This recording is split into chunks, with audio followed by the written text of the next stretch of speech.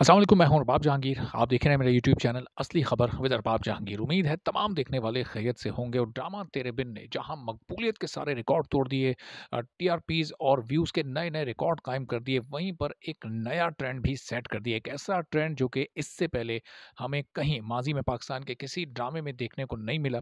और आपको याद होगा कि तेरे बिन की जो एपिसोड नंबर 46 थी, उसको बहुत ज़्यादा तनकीद का निशाना बनाया गया, उस पर बहुत ज़्यादा रिएक्शन आया पब्लिक का।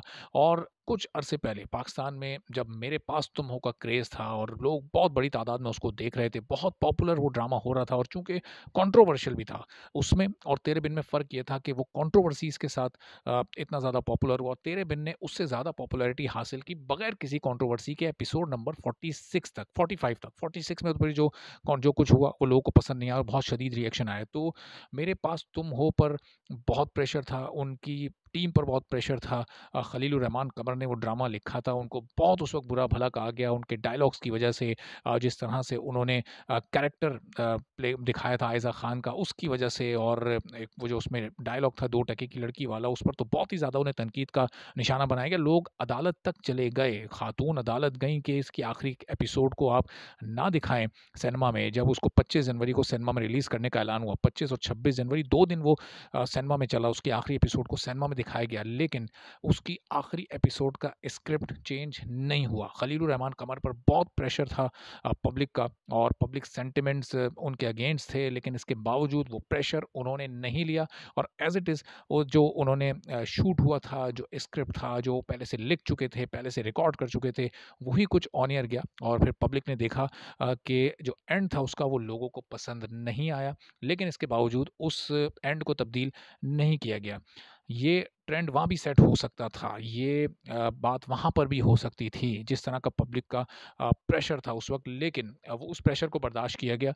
लेकिन यहाँ पर मामला मुख्तलिफ हुआ। एपिसोड नंबर 46 जब लास्ट थर्सडे को ऑन एयर हुई और उसके बाद एपिसोड नंबर 47 का प्रोमो रिलीज़ हुआ, तो सोशल मीडिया पर एक तूफ़ान आ गया।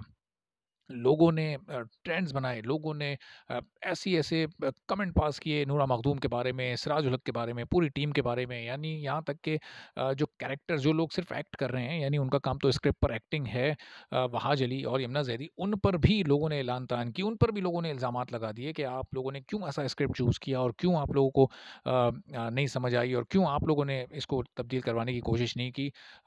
बहुत हद तक तनकीद हुई और इस हद तक हुई कि आखिर ना सिर्फ राइटर नूरा मखदूम को बल्कि बाकी तमाम जो अहम मेंबरान थे उनको भी आकर वजाहतें देनी पड़ी और उनको फिर ये चेंजेस करने पड़े। तो ये सब कुछ हुआ सिर्फ और सिर्फ पब्लिक के रिएक्शन पर, पब्लिक के रिव्यूज़ पर। इससे पहले पब्लिक इस ड्रामे में समझें कि इमोशनली बह चुकी थी। यानी पब्लिक को मीरब और मुर्तसिम की इस केमिस्ट्री के अलावा कुछ और किसी और ड्रामे में दिखाई नहीं दे रहा था। कोई दूसरा ड्रामा दूर दूर तक नहीं नज़र आता था। और आप नंबर 1 और नंबर 2 ड्रामे में आप देख लें डिफरेंस के, नंबर 1 ड्रामा जब से ये शुरू हुआ है मुस्तकिल मौजूद है। नंबर 2 पोजीशन बार-बार चेंज होती रहती है। कभी हम देखते हैं उसमें मुझे प्यार हुआ था आ जाता है, कभी कोई नया ड्रामा रिलीज़ हुआ, कोई जो बाकी ड्रामे आ रहे हैं, कोई झूम आ जाता है, कभी कुछ अनकही आ जाता है, कभी आ जाता है उसमें एहराम जुनून, और बहुत सारे बाकी भी ड्रामे हैं जो वक्तन-फ़वक्तन एक बहुत शॉर्ट टाइम के लिए नंबर 2 पर आ जाते हैं। सरेराह उसमें आया।